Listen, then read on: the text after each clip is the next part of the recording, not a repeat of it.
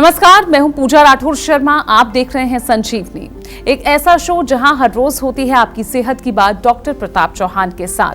आंवला, हरड़ और बहेड़ा, इन तीनों को मिलाकर बनता है त्रिफला।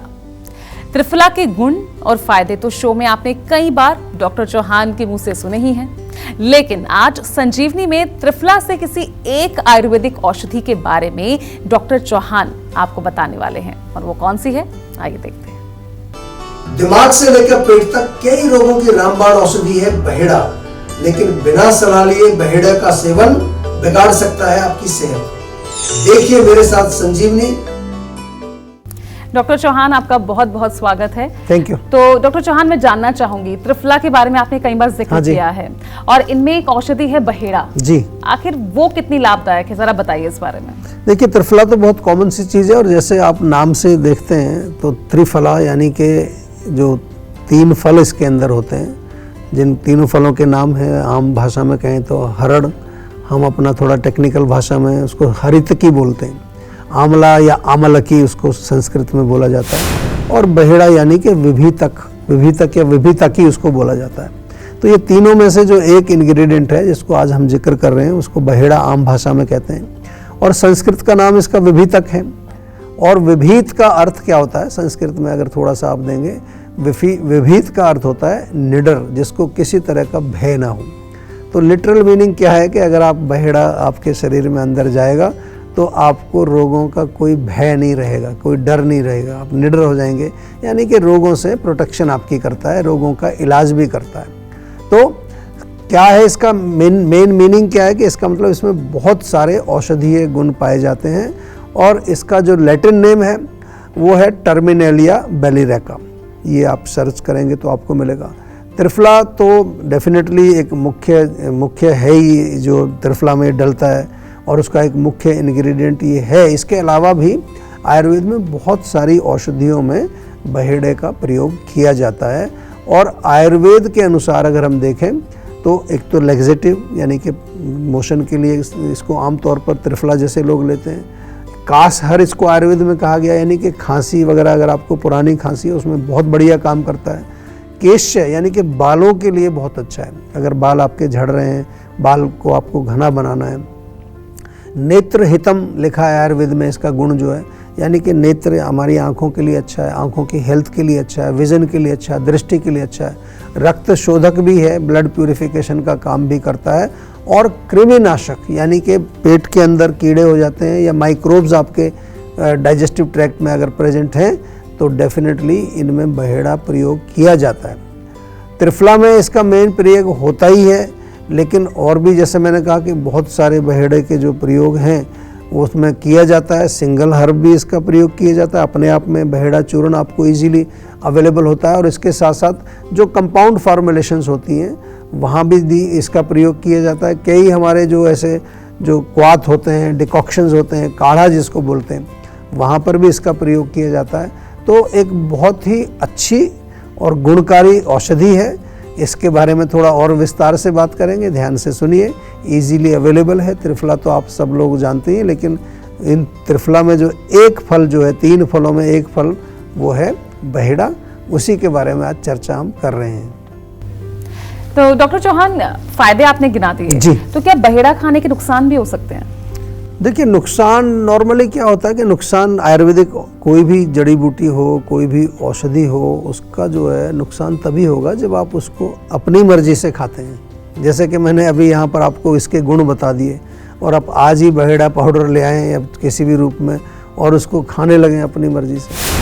तो बिना चिकित्सक के परामर्श के यदि आप कोई भी औषधि आयुर्वेदिक लेते हैं, ये बहुत इंपॉर्टेंट बात है, क्योंकि आज आयुर्वेद को लोगों ने ऐसी बड़ा लाइटली लेते हैं, कुछ भी खरीद के खा लेते हैं, कहीं पर ऐड देखा, कहीं किसी ने सुन लिया, व्हाट्सएप में कुछ सुन लिया।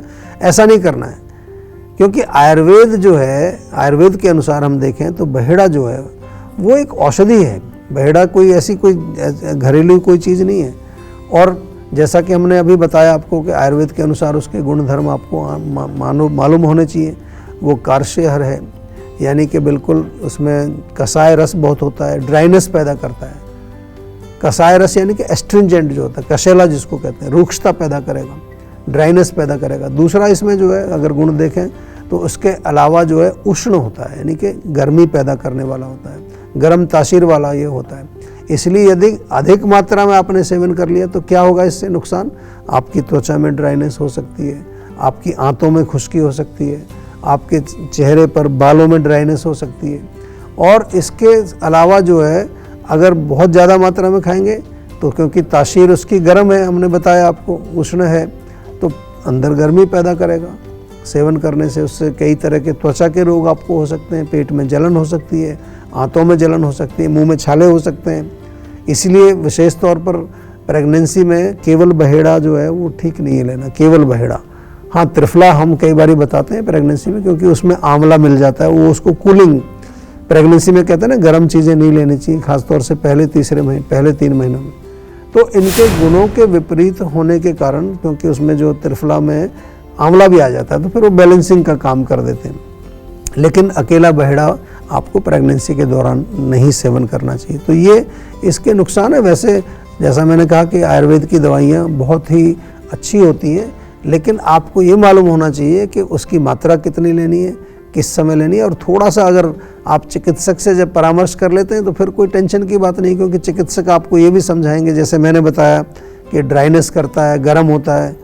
अब मान लो आपकी तासीर गर्म है, ऑलरेडी आपको स्किन प्रॉब्लम, एक्जिमा हो रहा है, और आपको पता चला कि भाई बहेड़ा जो है बालों के लिए अच्छा है, तो आपने खाना शुरू कर दिया, तो आपकी स्किन डिजीज़ और बढ़ जाएगी।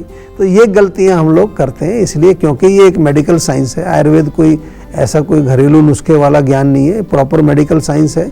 और साइंस में इसलिए कह रहा हूँ कि हर चीज़ का एविडेंस है वहाँ पर। तो डॉक्टर चौहान, क्योंकि बात हम बहेड़ा की कर रहे हैं जी, तो मैं ये जानना चाहूंगी कि अलग अलग तरह के रोग हो तो किस तरह से हम हर रोग के लिए बहेड़ा का किस रूप में उसका इस्तेमाल करें? डेफिनेटली बहुत अच्छा क्वेश्चन है, और मैं बार बार इस पर फोकस भी करता हूँ कि एक तो मुख्य रूप से यदि आपको केवल पेट साफ करना है और उसके लिए ही आपको बहेड़ा लेना है, तो फिर तो थोड़ा सा आप रात को ले लीजिए, आधा चम्मच ले लीजिए। अगेन सबका पेट अलग अलग है, किसका पेट बहुत सॉफ्ट होता है, किसी का बहुत हार्ड होता है, लेकिन आधा चम्मच से 1 चम्मच तक आपको कहीं ना कहीं डोज उसकी ठीक बैठेगी। लेकिन सबसे बेस्ट यही है कि आप बहेड़ा ना लेके त्रिफला लें। जैसे मैंने बताया कि बैलेंस हो जाता है, उसमें आंवला भी है, उसमें हरड़ भी है, सारी चीज़ें बहुत अच्छी हैं। लेकिन फिर भी यदि आपको पेचिस वगैरह हो जाती है, कई बार डायरिया हो जाता है, उसमें भी आप जो बहेड़ा है उसको भून करके और उसका चूर्ण बना करके लें, बहुत अच्छा। छाछ के साथ लेना है, वो छाछ में या पतली सी दही हो उसके साथ भी आप सेवन कर सकते हैं। अगर आपके पेट में कहीं आपको कृमि है, कीड़े हैं, माइक्रोब्स हैं, तो उसको नष्ट करने के लिए बहेड़ा जो पाउडर फॉर्म में आप शहद में मिला करके खाना खाने से पहले ले लीजिए, कम से कम 10-15 मिनट पहले, दिन में 2 बार आप लेंगे तो बहुत अच्छा रहेगा। बहेड़े को आप थोड़ा ऑयल में पका करके एक मेडिकेटेड ऑयल भी बना सकते हैं, वो आपके बालों के लिए बहुत अच्छा रहेगा। और यदि आपको जो है बालों में फंगस है या डेंड्रफ है, उसमें भी बहुत अच्छा काम करता है।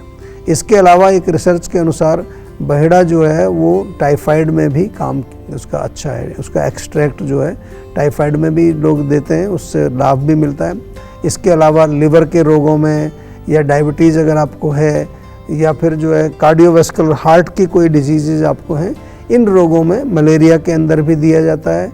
और कई प्रकार के रोग जिनमें जिसमें बॉडी में फीवर हो जाता है, वहाँ भी बहेड़े का प्रयोग आप कर सकते हैं। लेकिन अगेन लास्ट में मैं वही कहना चाहूँगा कि आपको हमेशा आयुर्वेदिक चिकित्सक से पहले संपर्क करना है, और वही आपको बताएंगे कि किस मात्रा में लेना है और किस अनुपान के साथ लेना है। ये बहुत इंपॉर्टेंट होता है आयुर्वेद में। आपको पानी से लेना है, ठंडे पानी से लेना है, गर्म पानी से लेना है, शहद से लेना है, छाछ से लेना है, या किसी काढ़े के साथ मिक्स करके लेना है। इससे बहुत फ़र्क पड़ जाता है। चीज़ वही है, लेकिन किस अनुपान के साथ ली गई, किस मात्रा में ली गई, किस काल में, यानी कि किस समय ली, भोजन के बाद, भोजन से पहले, भोजन के दौरान, बहुत सारा डिस्क्रिप्शन आयुर्वेद में है। बहुत गजब की साइंस है आयुर्वेद। इसलिए थोड़ा थोड़ा आप भी आयुर्वेद को थोड़ा अध्ययन करेंगे तो आपको अपने बारे में भी ज्ञान होगा, और ये जो पूरा सृष्टि है इसके बारे में भी आयुर्वेद बहुत अच्छा डिस्क्रिप्शन देता है, और हमें बताता है कि किस तरह से हम इस यूनिवर्स के अंदर हम एक यूनिट है इसकी, तो हमें कैसे रहना चाहिए। जो आजकल हम बात करते हैं कि हमें आपस में प्रेम से रहना चाहिए, या वसुधैव कुटुंबकम की बात हमारे यहाँ पहले से ही चलती है कि सब पूरे विश्व में हम एक फैमिली की तरह रहें, कंपैशन होना चाहिए, करुणा होनी चाहिए, प्रेम होना चाहिए। ये सब आयुर्वेद का ही एक जो है एक उद्देश्य है, क्योंकि लोग स्वस्थ रहेंगे तभी तो ये वो प्रैक्टिस कर पाएंगे।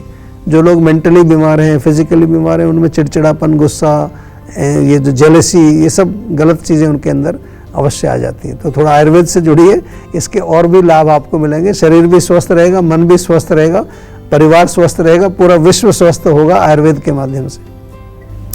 और चलिए अब जानते हैं आज का जीवा मंत्र। तो डॉक्टर चौहान, क्योंकि बहेड़ा को लेकर हम जिक्र कर रहे हैं, तो क्या ऐसा भी कोई क्लासिफिकेशन है कि ये ले सकते हैं और ये नहीं? बच्चे हों, बुजुर्ग हों, अगर वो सेवन कर रहे हैं तो कितनी मात्रा में लें? देखिए, डेफिनेटली बहुत अच्छा प्रश्न आपने किया है।